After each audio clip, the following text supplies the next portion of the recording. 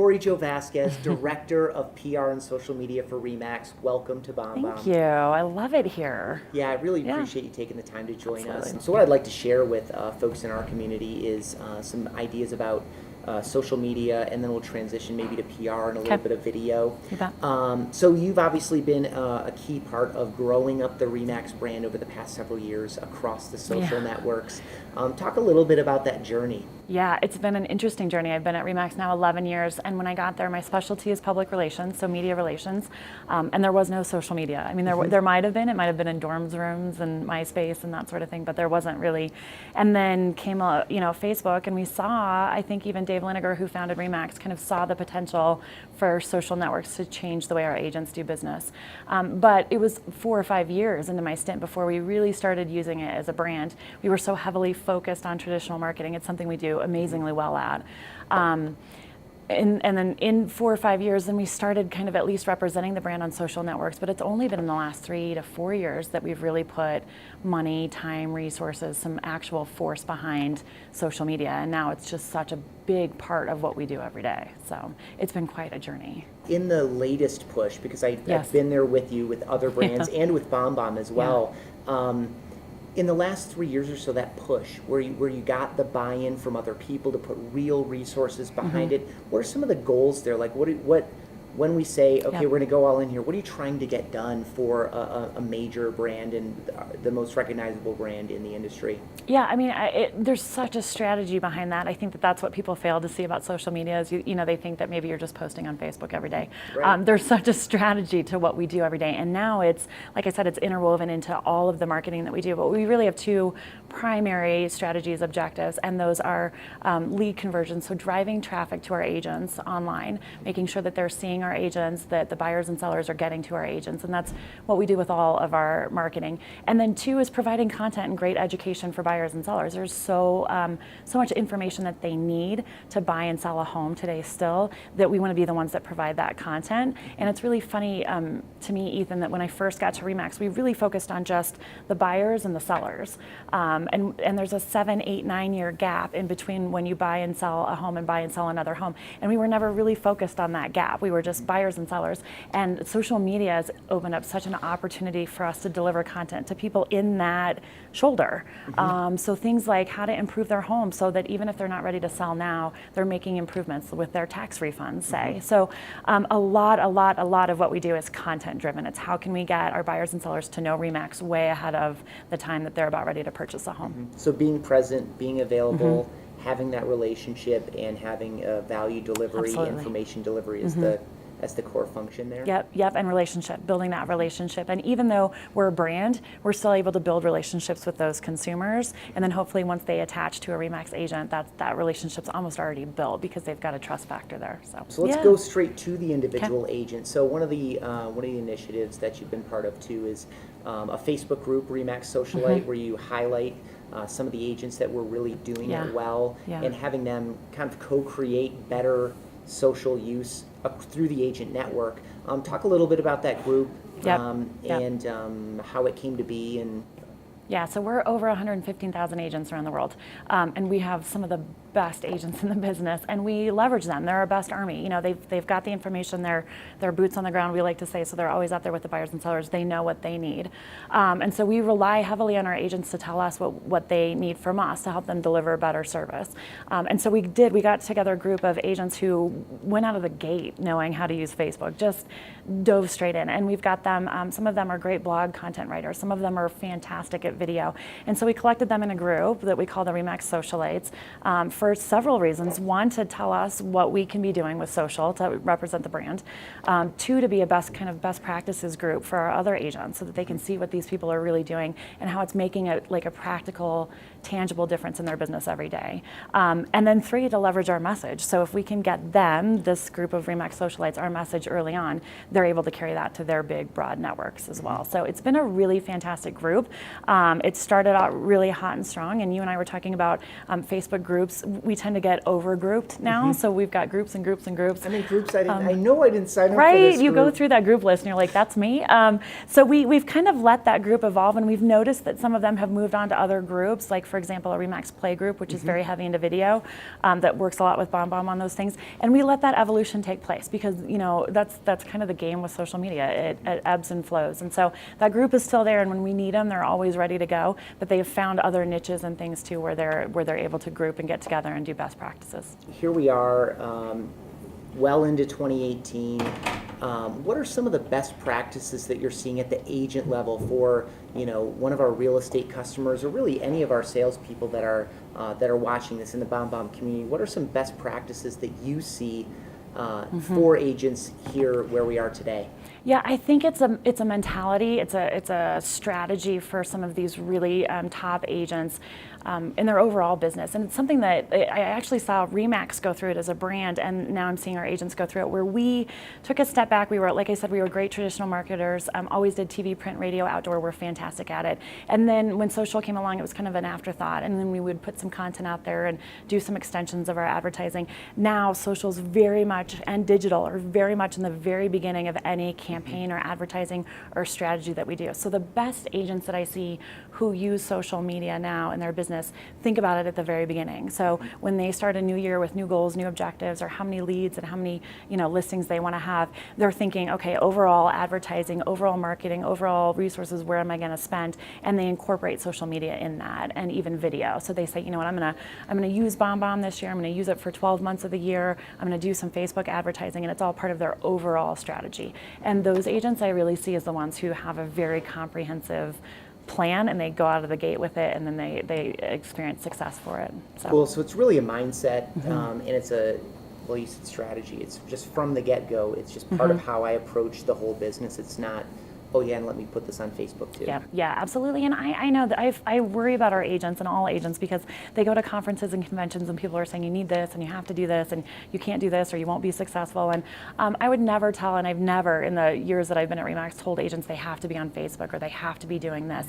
But I tell them to at least try some things. When they feel a passion for something, and we've seen this with our agents in video, then they really grab a hold of it, use it, and make it part of their overall strategy. I think that's where it's best. So I would never tell an agent, you have to be on Facebook, you must do video, or you must have a Twitter account. Like, it really has to work for you and your overall business. And do you think that's do you think it's a focus play above all? Because that's one of the things I always fear for our customers too, is they feel like they need to do it all because they heard Snapchat. Okay, so Snapchat comes up a couple years ago, and all of the, you know, the coaches and the trainers and the people that have this industry around training agents to do things more effectively. I saw that come like, how do you Snapchat in your business? And then I see in the real estate groups that I'm in, how are you using Snapchat? Should I be using Snapchat? So it all buzz. And for me, it's this focused thing. If you can figure out how to do it and do it well, then I think you could maybe do it. But is it? Would you speak a little bit to the focus piece too? Yeah, and I think it has to make sense for your business, and that's why for me video is such a big play, because if your end goal is to get in front of your buyers and sellers and to really get out there and get referrals and be in the game, one of the best ways to do that is video. So I don't know if you can reason that Snapchat is one of the best ways to do that. So that might be difficult for you to take and embrace Snapchat, even if you've got these great people on stage telling you to do it. But that's why I think video is such a major player, because if that's your goal as an agent, you go out there, you try that video, you do it for, it's almost like a workout or an exercise. We were talking about workout plans earlier.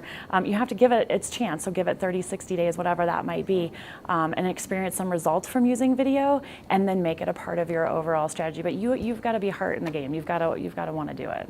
That's wanting it is that's fundamental too. If you don't want to do Snapchat, don't get on Snapchat. For fun, because I see these posts too.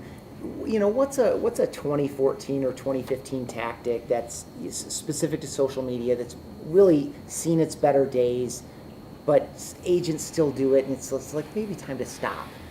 That's a really good question. I think I'm sure anybody would probably say this, but it's just going straight out onto Facebook and posting a listing. It's been done. We've seen it. It doesn't. I mean, maybe it's sold a house or two, but it really doesn't. It doesn't have long-term benefits of building relationships and letting people get to know you. I've seen the agents who have really used social media to get to know people as having the longer-term benefits of that. So maybe that one listing that you posted on Facebook sold in a couple weeks. That's great. But people who are our agents who are using it well, Facebook and some of these other social networks, are building those relationships. And like I said, in that kind of shoulder of buying and selling homes, maybe they're not there yet, but they're going to experience the payoff of that because they've built a big enough network of people who know and trust them that's where social media has really paid off for them. So I think the one-off listings, the just being on Twitter to say a couple things and try to find a couple buyers, probably not working well. It's that people still want a good, solid relationship, even if it's a relationship built online. And to double back to what you're showing about RE/MAX, is about value delivery in that shoulder at the agent level. And again, the agents that I see really doing well in that, and I'm thinking of a RE/MAX agent who's a customer of ours, who also uses a ton of video, Michael Thorne, telling the story of he's at the point now, because of his commitment to his community and some of the community Facebook pages he's built, and the way he uses video to build relationships with new people and to stay in front of all the people in his personal network. He's at the point now where people will call him and say, if you have the time, would you mind listing my home for sale? Right? Isn't that amazing? That's where you want to get. And so, so as you're saying, build this relationship over time and just be sincere about it. Those are some of the results that people get. And I would think most agents got in the business for that reason, is one, to certainly provide for their families and make a living, but two, to build relationships with people. And I know my parents' agent still comes over for Easter and Thanksgiving, and that's the real value, is having those people who will constantly refer you, and then feel like you're part of the community. You're an expert on not just buying and selling a home, but on pretty much everything in the community. To me, if I were an agent, that would be the end-all be-all, and that's where social media has gotten some of those agents. What is implied in what you just said, that it's easy for people to lose sight of, especially if you're kind of concerned about feeling out the landscape and figuring out what tools to use and when and how and all this, is that it's not about video, it's not about Facebook, it's not about LinkedIn or Twitter or Snapchat or any of these other things. It's about you and your relationship with prospects and past clients and other people in your network, and these are just the tools that we use to do it today at scale. Don't you think? Is that too existential for us to say? But it feels like it's got to be about more than that. You've got to really want to connect with people, and that's why we say video, because video does that in a way where we're so busy today that you can't always do pop buys like a Brian Buffini would want you to do. So the video is the next best way. And if it's really about relationship building, I think you brought up Michael Thorne, and he has one of my favorite stories about a lead coming in, and he responded via video, and the son heard the name in that video, and they're going to be clients for life for Michael Thorne. And I think, again, if I were an agent, that's really where I want to get to, and that's why I use video in my job, is to just really make those connections with people too. Face to face at scale. Next best thing to being there in person. Definitely. Let's change topics, because I know, again, you have a really strong PR background, and it just made sense to bring social media into it as it came up. Let's go back to PR. For a few minutes. You've been doing training with agents for years now on being ready for press, being ready for interviews, and et cetera. Talk a little bit about that initiative. It's important for our agents to realize and recognize that there's such a great resource for the community, because they know so much about the housing market. Media has changed significantly since I was in the business, and I think I was telling you earlier, I wrote for a paper.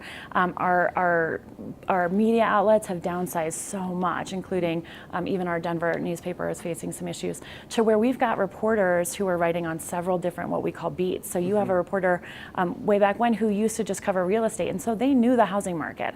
But now that one reporter is covering business, they might be covering sports, they might be covering high school sports, and so they're not as in tune to what's happening in the housing market. So even more today, it's critical for our agents to be a resource for media outlets. And so we train our agents to, they already know the business, but to be on top of the business, know the housing market and the community, know their numbers, but just be a resource for these news outlets, because they want to report on the housing market.